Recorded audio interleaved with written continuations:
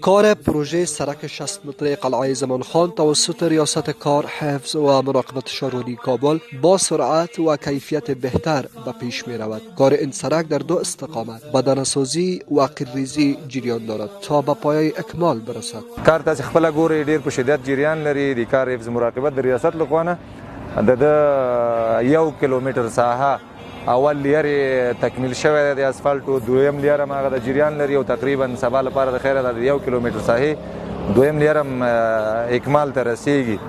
پاتې کارونه په ډېر نږدې راتلونکي وخت کې انشاءالله په آینده 15 ورځو کې دغه سرک به د ښاریانو په مخ کې خلاص شي تر څو د پلچرخی د سرک او د کارتینه و د سرک بیروبارونه هم کم شي.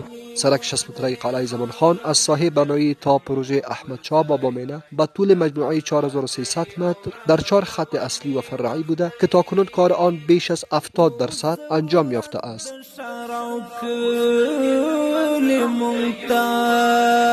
هر هیواد واسترگی نوالی مونتا و زیرت دشاروک لی مونتا هر هیواد